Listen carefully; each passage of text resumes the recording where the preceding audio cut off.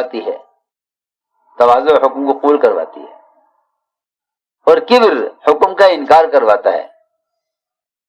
تو آپ نے فرمایا اس شخص سے کہ کھانا دائیں ہاتھ سے کھاؤ۔ اس نے کہا کہ میرا تو یہ ہاتھ اٹھتا نہیں ہے، میرا یہ ہاتھ اٹھتا نہیں ہے۔ یہ ایک ایسی مثال ہے، یہ واقعہ کہ اللہ تعالی حفاظت فرمائے، بہت سے لوگ اس طرح کے واقعات میں فیل ہو جاتے ہیں۔ میری بات بہت دھیان سے سننی پڑے گی۔ وہ اپنی حیثیت کو بچانے کے لیے اس لیے کہ جن کے پاس عزتیں جھوٹی ہوتی ہیں انہیں ہر وقت اپنی عزت کو بچانے کا فکر رہتا ہے، اور جو اللہ کے یہاں عزیز ہوتے ہیں، انہیں کبھی اس بات کا خیال بھی نہیں آتا کہ اس حکم کے پورا کرنے میں ہماری عزت چلی جائے گی، کبھی خیال بھی نہیں آتا۔ بلکہ جب عمر رضی اللہ عنہ سے یہ کہا گیا کہ اس وقت اگر آپ یہ کپڑے بدل دیں اور یہ سواری بدل دیں تو اس وقت کا تقاضا یہ ہے کہ لوگ آپ کو عزت کی نظر سے دیکھیں گے۔ تو فرمایا کہ اگر ہم نے عزت وہاں تلاش کی جہاں سے ہم ذلت سے نکالے گئے ہیں، تو پھر اللہ ہمیں دوبارہ ذلیل کریں گے۔ ہم نے اگر عزت کے راستے سے ہٹ کر عزت تلاش کی تو اللہ ہمیں دوبارہ ذلیل کریں گے۔ تو میں عرض کر رہا تھا کہ اکثر لوگ اس بیماری میں مبتلا ہیں کہ جب ان کو کسی منکر سے یا کسی غلط بات سے ٹوکا جاتا ہے تو وہ اپنی حیثیت کو بچانے کے لیے حکم کا تو انکار نہیں کرتے، لیکن اس حکم کو پورا کرنے سے عذر کر دیتے ہیں۔ انکار اور جھوٹے اعذار یہ دونوں برابر چیزیں ہیں، دونوں انکار اور جھوٹے اعذار۔ منافقین انکار نہیں کرتے تھے، آپ دیکھیں گے قرآن میں منافقین کے بارے میں بہت سے کاموں میں انکار نہیں ملے گا، بلکہ اعذار ملیں گے۔ ان بیوتنا عورہ، کہیں کہیں گے لا تنفروا فی الحر، کہ نکلنے سے انکار نہیں ہے مگر گرمی زیادہ ہے ابھی نہ نکلو۔ کہیں کہیں گے کہ نکلنے سے انکار نہیں ہے مگر اس وقت اس رخ پر جانا فتنہ میں پڑنا ہے، ہمیں فتنہ میں مت ڈالیے۔ ہاں آپ دیکھیں گے کہ منافقین انکار نہیں کرتے تھے، اعذار کرتے تھے۔ چنانچہ جب حضور اکرم صلی اللہ علیہ وسلم نے ان صاحب سے یہ کہا کہ دائیں ہاتھ سے کھاؤ تو اس نے کبر کی وجہ سے انکار تو نہیں کیا، لیکن عذر یہ پیش کیا کہ میرا دایاں ہاتھ اٹھتا نہیں ہے۔ اس کی بات پوری ہوئی تھی کہ آپ نے بددعا دی، فرمایا اللہ کرے تیرا یہ ہاتھ کبھی نہ اٹھے۔ روایت میں ہے ما منعہ الا الکبر، کہ اس کو تکبر نے اس کو اس عذر کے پیش کرنے پر آمادہ کیا، اور تکبر نے اس کو دائیں ہاتھ سے کھانے سے روکا۔ حالانکہ دائیں ہاتھ سے کھانا نہ فرض ہے نہ واجب ہے۔ جب ایک سنت عادت کا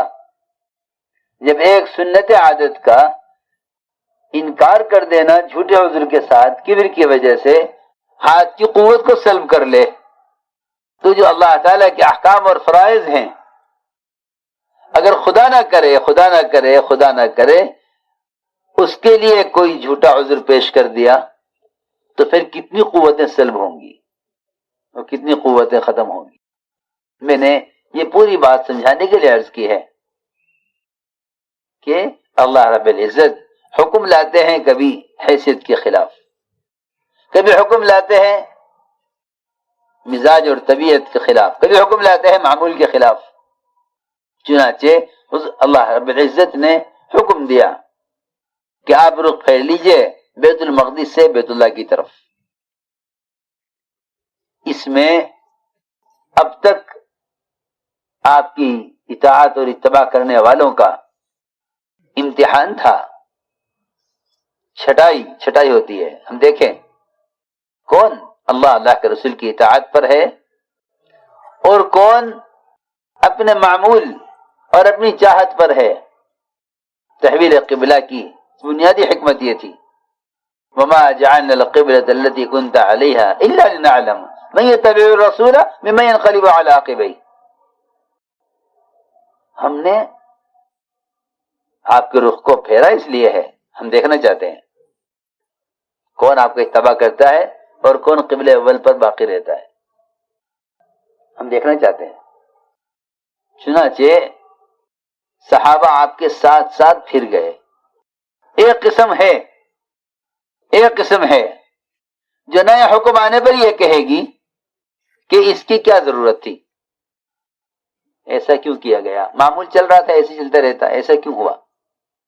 تو اللہ تعالی نے قرآن میں کسی حکم کے بارے میں ایسا سوال کرنے والوں کو احمق کہا ہے کہ احمق لوگ یہ سوال کریں گے. سیقول السفہاء من الناس ما ولاہم, انہیں اپنے قبلے سے کیوں پھیر دیا گیا, کس نے پھیر دیا, کیوں کیا ضرورت پیش آئی اس کی. اس لیے میرے دوستو عزیزو, اللہ تعالی کے احکام کی اور نبی کی سنتوں کی حکمتیں نہ پوچھو اور علتیں نہ تلاش کرو. اطاعت کا کمال یہ ہے کہ حکم کی علت نہ معلوم کرو. اطاعت کا کمال یہ ہے کہ حکم کی علت نہ معلوم کرو کہ یہ حکم کیوں ہے.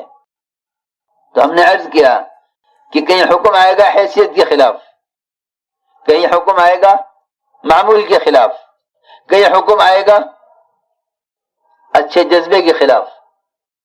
حدیبیہ میں عمر رضی اللہ تعالیٰ عنہ کا عمرہ کرنے کا جذبہ کہ ہمیں عمرہ کرنا ہے, ہم حق پر ہیں, اللہ کی مدد حق ہے.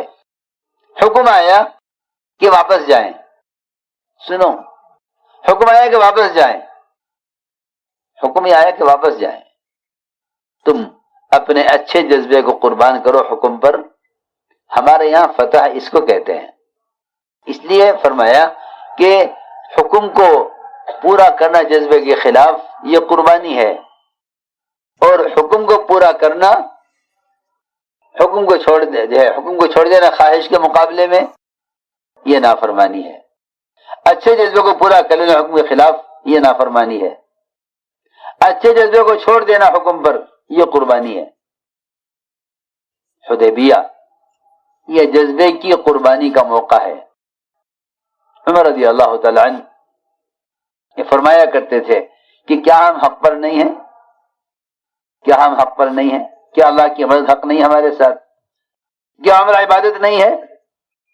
لیکن اس میں عجیب بات یہ ہے کہ ایک قسم تو وہ ہوتی ہے جو رائے دے کر ڈر جاتی ہے, ایک قسم وہ ہوتی ہے جو اپنے رائے دے کر اڑ جاتی ہے.